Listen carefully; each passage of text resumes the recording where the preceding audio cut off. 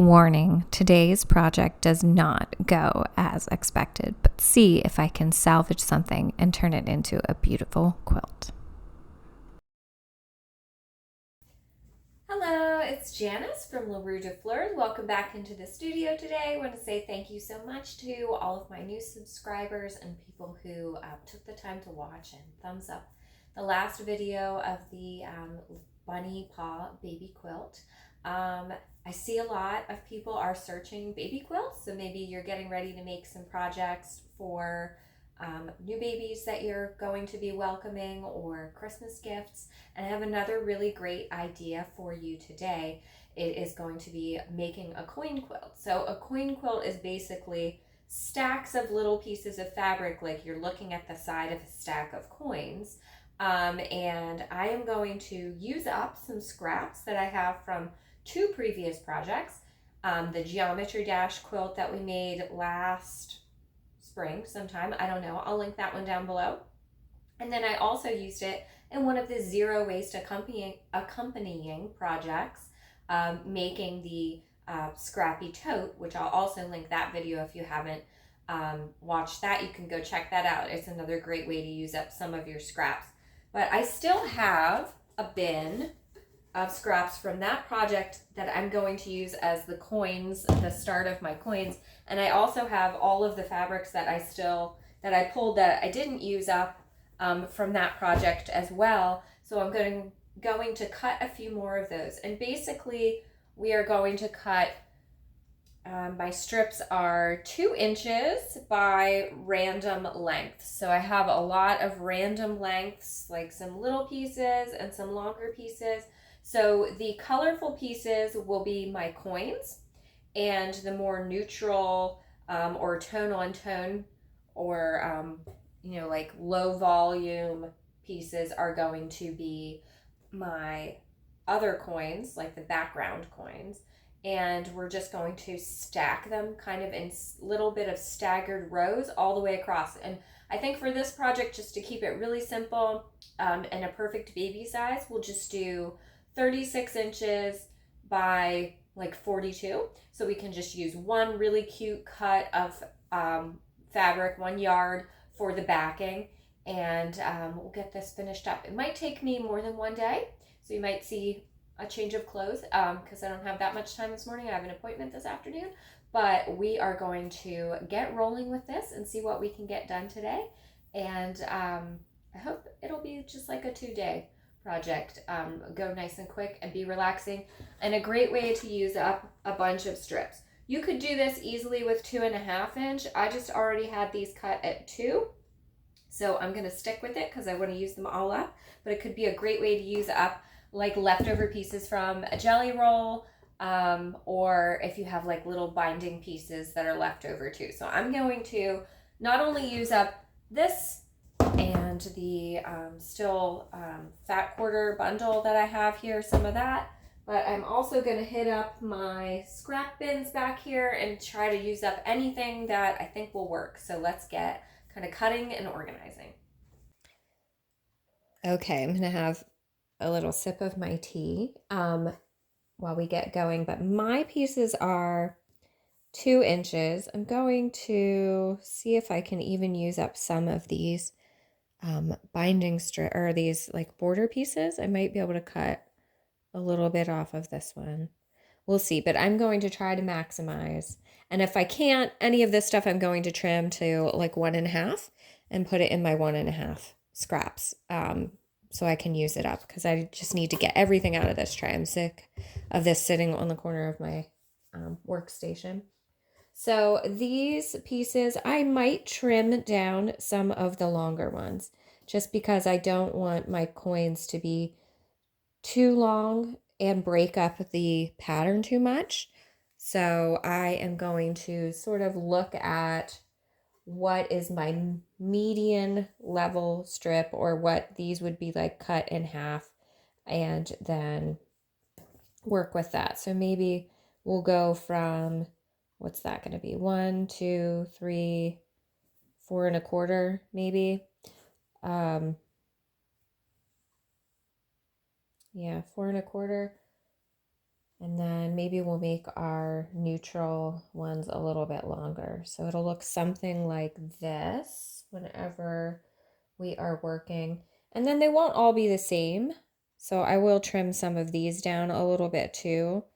But you want it to have that staggered effect, right? So it would be something like this is what it's going to look like. You're not going to have everything being the same length. So you want it to, a little bit like that, so that they're kind of like a dot and a dash. Does that make sense? So like dot, dot, dot, dash, dash. They're a little bit longer on those neutral ones. So it oscillates a little bit back and forth as you work your way down the coins. And then the background coins are a little bit larger. Okay, so we're gonna have these little pops of oscillating color, little pops of these oscillating neutrals and low volumes, and that is what is going to make the pieces of our quilt. And then it'll be just simply connecting them together and making strips that are about 36 inches long. And then we will join them together and we'll make strips that are 42 inches down. And then we'll have to do a little bit of math, and I will put that up on the screen or down in the description box or talk about it later once I figure that out. But I'm going to go ahead and just get cutting and making sure that I have enough scraps. Okay, so I really started by sorting through what I had to see what I was starting with, and then sort of determining what length I wanted my pieces to be. In hindsight, I maybe didn't need to spend as much time working on this part of it, but definitely trimming things up. Maybe I would have stuck with a few more strategic sizes of pieces, so that you'll see later it kind of goes off the rails a little bit. And that's what I was talking about in the intro. I got a lot of creep as I worked across the quilt, and that was probably because I was working with so many random sizes. So my first suggestion would be maybe choose a particular length or lengths that you want to work with, so it's not as confusing. But we make it there in the end. But that's just my suggestion for this part. So I'm just sorting and trimming.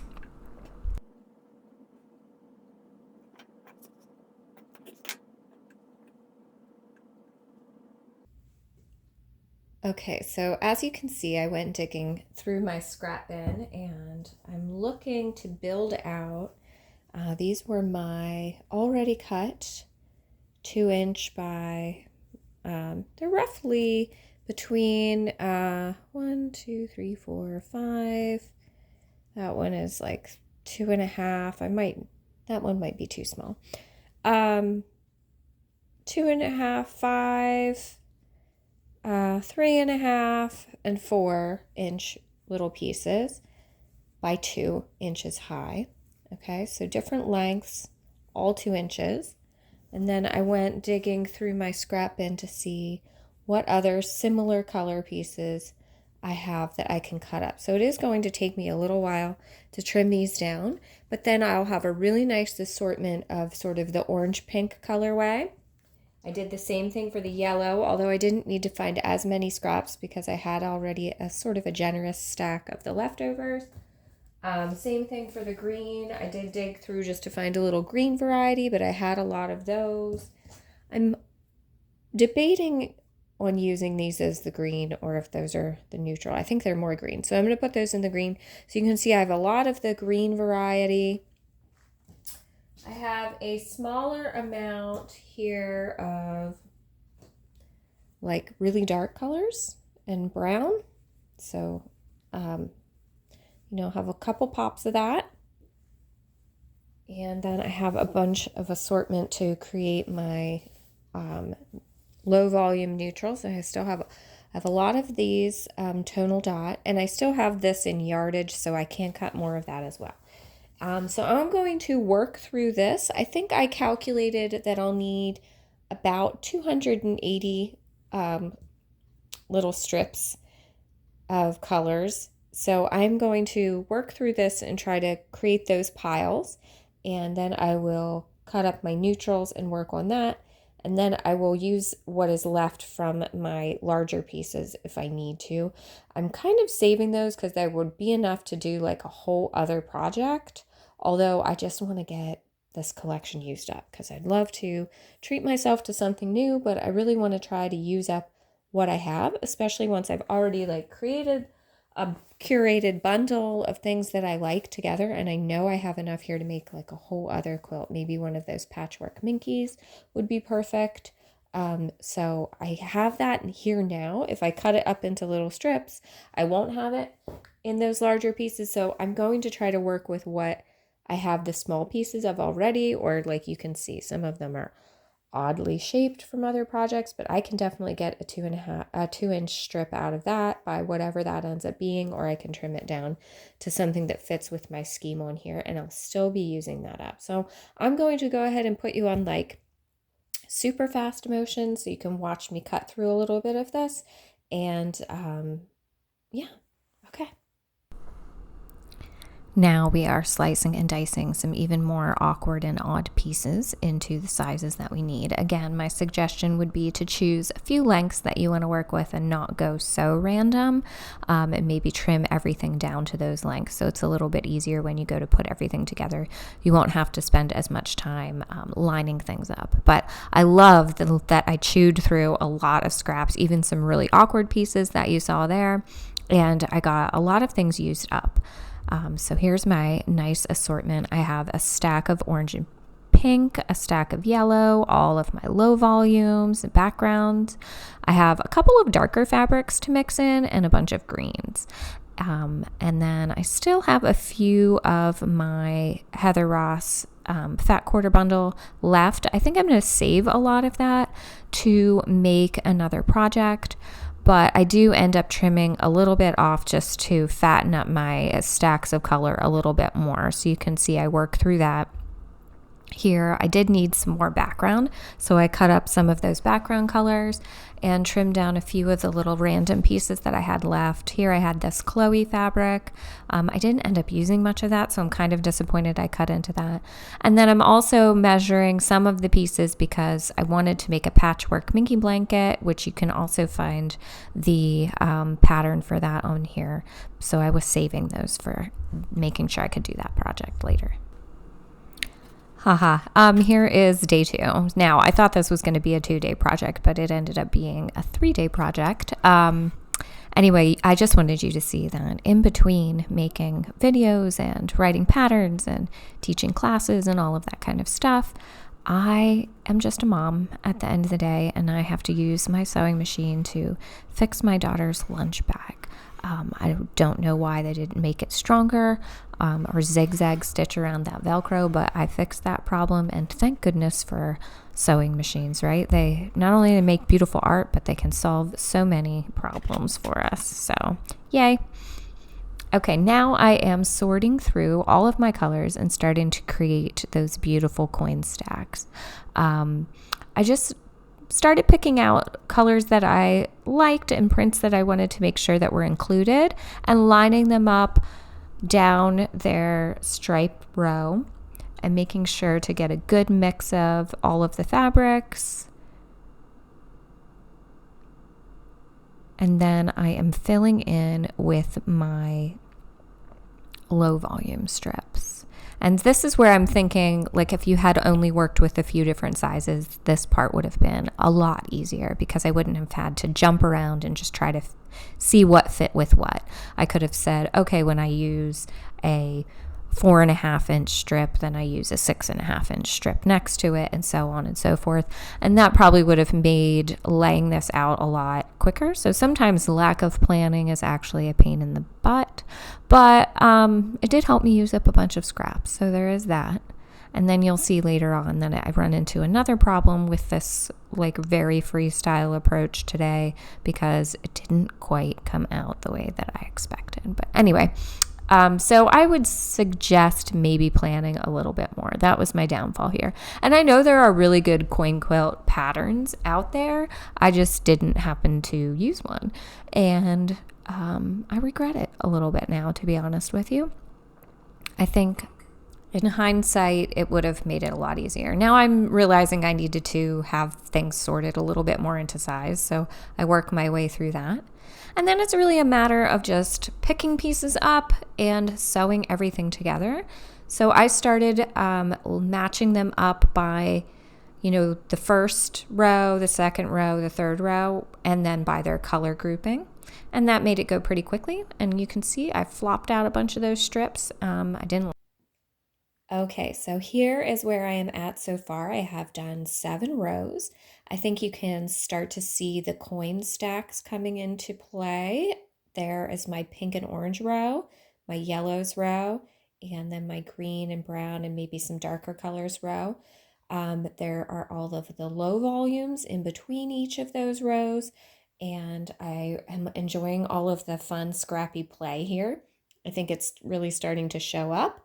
I did go through and reorganize my low volumes backgrounds by length because I was running into the problem that because I have these different lengths of the colors, then I needed different lengths in my low volumes to make things sort of line up correctly, because I'm trying to keep them in a stack. They don't have to be like directly on top of one another. I do want them to have that movement and going back and forth, but I want them to stay relatively in their row so you can tell that there's the stack there. So then I'm having to adjust that low volume length in between each one of those. So when I'm using a really small little piece here with the yellow, then I needed a larger piece here, and if I'm using a longer yellow piece, then I needed a shorter piece here. So it's just hard to dig through without being a little bit organized.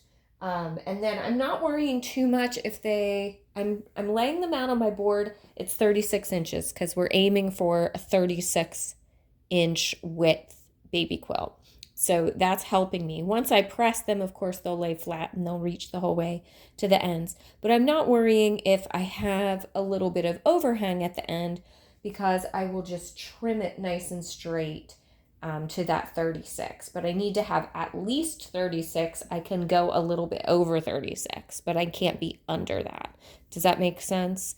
If you're really somebody that loves to plan, you could measure each little thing and make sure that you have the right, and then calculate for your seam allowance and make sure that you have the right length before you get sewing. But I kind of just like to eyeball things and know that as long as I have what I need and I'm a little bit over, I can trim it off. So then I am going to I've done 7 rows. I'm going to take them over to my iron, give them a press, and then I'm going to put this block of 7 together and see what the width is now, so that I can start planning for my next grouping, so that way I don't have a whole bunch of little strings hanging out all over the place. I'll have them sort of in like blocks. Okay, so that's what's next. Okay, I've brought my first 3 rows over and laid them out in their sequence, and now I am just going to press toward the color to flatten my seams. And I'm going to press any of the little strips that I didn't press very well when I was cutting, or they got re-crumpled when I was just throwing them in my bin, so that things are starting to lay nice and flat so that they will look crisp when we put everything together. So I suppose you could skip this step, but this is also going to help me determine my length, and that's really important. So I am going to take the time to press everything. And I think here you can see the difference between the top 3 that I've ironed and the bottom 4 that I have not yet ironed.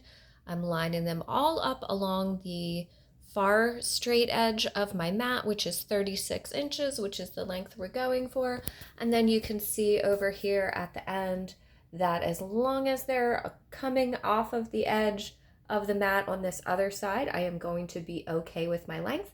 I'm fine trimming off that little long guy up there, and I'll probably have some more long guys down here, but as long as they're generally staying in their stack and they're reaching all the way across my mat, which is that 36 inches, which is our goal, I am going to be just fine. If I run into any pieces that are not going to work for me, I am not back stitching on these, so I'm just going to be very easily able to rip off and swap out when I need to make it work. And then when I'm putting it together, I am going to kind of try to line up my center pieces. But I do have some movement back and forth, which is okay in my opinion. You could work from the center of the color out and then measure all of the pieces in between like I mentioned before, or you can just sort of eyeball it, which is my style. I think it's coming together. I'm going to press the next 4 and then we'll start putting our grouping of 7 together and then we'll work on the next group. Okay, so now it is just time to sew all of those strips together, and I am just putting the top one on the one next to it, sewing down one side and changing my bobbin thread, of course, as you do. And just going to go right through this, creating a 7-strip panel. I ended up needing 4 7-strip panels, so that's 28 plus 3 additional rows. I did make one 8-inch strip panel just because I wasn't paying attention, so that ended up working out for me, but then I needed 2 additional strips at the end. So that is a total of 31 strips, 31, 32. So you can make it a little bit longer. And then in hindsight, like I said, I wish I had worked a little bit neater across the width of the quilt so that I didn't have as much trimming nonsense to do at the end. You'll see. Okay, so we have the entire group of 7 put together. Now you can see our coin stacks are forming with our little oscillating colors in those bands. We've got the orange and the pink, yellow, and the green and the brown. We've got our little low volumes in the centers of each section. I think it's fun. And you can see that laying it out on the mat is really easy because I've got everything lined up at this end. And then I've got everything at least coming to the end of my mat down here. And then we have all these little bits that we can trim off to nice and neaten and straighten it up. So for the 7 2-inch strips, we've gotten about 10 in width. So can you see that? That's the 0 mark. And we've got about 10. So if we want to get to 42, that means we need 4 more sections of 10 plus another row. So yeah, that's right. So we've got to do 7 times 4. And then we will put them all together. And we will have all of the pieces that we need to make our 36 by 42 inch baby quilt. Okay? Okay, and continuing to press on, making those fun groupings. I'm still really proud of how this came out. I'm still really happy that I used up all of the scraps. There are my panels. And I'm so excited still at that point. Yay! And then, oh no, I start to put it together and I realize something's wrong.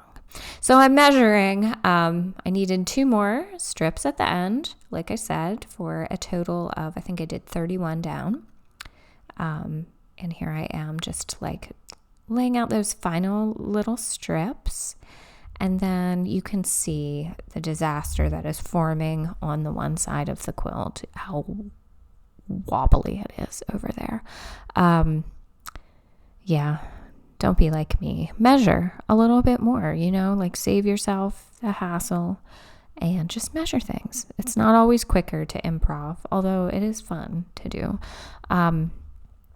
So I really wish I had come up with a little bit better of a system. I also spent a lot of time fussing in my bin, but the length was great.